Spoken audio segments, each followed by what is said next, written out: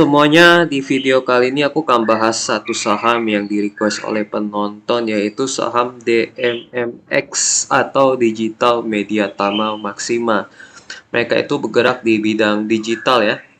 Nah, ini digital, teknologi, iklan digital lebih tepatnya, perikanan digital. Jadi mereka menampilkan iklannya itu di monitor-monitor atau di HP, dan kalian bisa lihat sendiri di websitenya ya. Kalian cari aja di Google atau langsung ke websitenya dmmgroup.it. Oke, kita akan langsung bahas bagian bisnisnya ya. Kalau aku lihat ya, ini catatan bisnis mereka dari tahun 2018. Ini aku besarkan sebentar. Nah, ini dia. Ekuitas mereka itu sempat menurun loh. Dari 2018 naik, lalu di topnya itu di 2021 masa Covid ya. Lalu turun sampai di tahun 2024. Lalu di 2025 mereka mulai recover ya. Ini turunnya karena ada mereka mengalami kerugian di tahun 2023 sampai 2024. Ini laba bersihnya minus ya. Nah, ini mereka mengalami kerugian cukup besar ya dari tahun 2023 minus 267 miliar. 2024-nya mulai berkurang 51 miliar. Ini kerugian ini disebabkan oleh rugi investasi nih. Mereka investasi di dua perusahaan tapi mengalami kerugian. Ini kesalahan yang cukup fatal menurutku ya. Dari sisi ekuitas turunnya ini nggak bagus menurutku ya, dari 951 turun ke 630, artinya mereka punya tidak memiliki, lebih tepatnya tidak memiliki kemampuan untuk mengelola aset. Ini cukup buruk bagi manajemen sebenarnya. Jadi kalau secara bisnis sih aku lebih baik menghindari perusahaan ini ya. Omset, dari sisi omset mereka sempat naik, stopnya itu 2022, lalu turun lagi di 2024. Di kuartal 1 2025 mereka turun lagi ya. Arus kas operasional pun mereka kebanyakan minus. Jadi secara bisnis mereka ini sebenarnya perusahaan yang tidak layak untuk diinvestasikan. Secara bisnis ya. Nah, kita lihat laporan keuangannya ya. Nah, ini dua perusahaan yang mereka investasi dan mengalami kerugian. Televas Indonesia, Distribusi Voucher Nusantara, TBK. Nah, ini ada rugi investasi yang belum terrealisasi di tahun lalu ya ini. Ini cukup besar. 2023 285 miliar, tahun 2024 67 miliar. Ini besar banget. Jadi mereka ruginya di sini. Nah, ini berikutnya kita mau lihat laporan keuangan yang paling baru kuartal 1 2025. Omset mereka turun ya. Di tahun lalu ini 336 miliar mereka omsetnya. Sekarang di tahun ini turun menjadi 190 miliar. Artinya bisnis mereka turun. Ya, laba yang tahun lalu padahal omsetnya besar ya. Omsetnya besar malah rugi ya, rugi 35 miliar. Tapi ini omset yang lebih kecil malah untung. Tahun lalu karena rugi ini nih, rugi investasi. Nah, yang dua perusahaan tadi ya. Rugi investasi cukup besar 42 miliar. Akhirnya mereka rugi. Oke. Nah, ini poin-poin yang menurutku cukup nggak bagus buat ini ya, apa namanya, perusahaan mereka.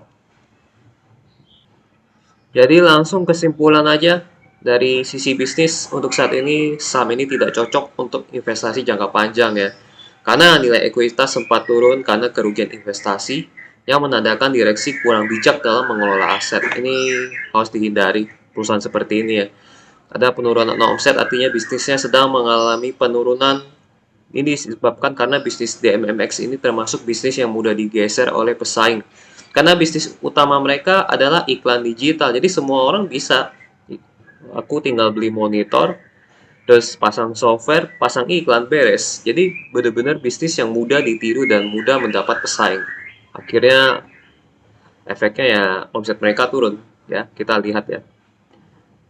Nah, ini secara bisnis udah ini ya, tidak cocok ya untuk investasi jangka panjang. Bagaimana dengan jangka pendeknya kalau kita trading ya? Kalau aku lihat ini chartnya ya, ini chart dari tahun 2021 ya. 2021 sampai ke tahun ini. Ini mereka sempat di harga 3.400 loh. 3.400 terus turun ke di tahun lalu ya, turun sampai ke 69.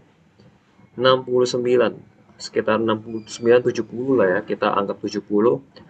Tahun lalu 70, tahun ini jadi 400. Ini kayaknya saham yang dikendalikan oleh satu pihak ya, karena naiknya cukup besar, turunnya cukup besar, terus naik lagi dalam waktu singkat yang cukup tinggi. Padahal kinerja bisnis mereka itu enggak bagus sebenarnya ya. Kalau di menurut ini ya data ya, menurut data ini sebenarnya kinerja mereka itu enggak bagus, jelek lebih tepatnya. Tapi kenapa harga sahamnya bisa terbang? Nah, ini menjadi tanda tanya. Kemungkinan ini memang dikendalikan oleh satu pihak. Jadi hati-hati ya kalau untuk trading. Kalau untuk spekulasi, aku rasa mungkin untuk kalian yang ingin apa sih mendapatkan cuan dalam waktu singkat ini mungkin boleh. Tapi hati-hati karena ini sangat rawan dikendalikan oleh satu pihak ya. Ya sudah ada peningkatan harga cukup signifikan di tahun ini 100% lebih padahal bisnis mereka turun ya. Mungkin lebih cocok untuk orang yang ingin spekulasi karena harga tertingginya di 3.300-an di beberapa tahun yang lalu.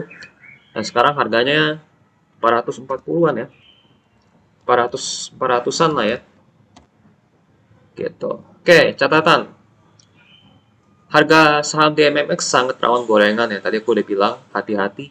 Karena transaksi hariannya pun sangat kecil, hanya kisaran 3 miliaran.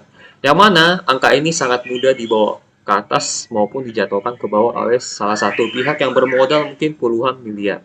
Jadi be careful, ini bahaya banget. Padahal bisnis mereka turun ya. Tadi kita lihat bisnis mereka turun, tapi ini mereka bisa naik. Ini anomali yang sangat luar biasa ya. Ya jadi eh, sebaiknya kalau kalian ingin mempertahankan uang kalian agar tidak minus, hindari perusahaan ini. Tapi kalau kalian mau spekulasi, mau hoki-hokian mungkin boleh. Tapi kalau yang tujuan kalian ingin apa namanya, kalian mendapatkan uang, tapi kalian nggak mau kehilangan uang, lebih baik kalian cari saham lain yang lebih bisnisnya yang lebih baik. Yang kalau misalnya minus bisa rebound lagi dan bisa mencetak harga tertinggi. Kalau ini sulit ya. Ini bahaya sih. Menurutku ini bahaya, kalian hindari aja ya. Jadi pegang aja nih. Kalau nggak cocok untuk investasi jangka panjang, hindari. Gitu aja.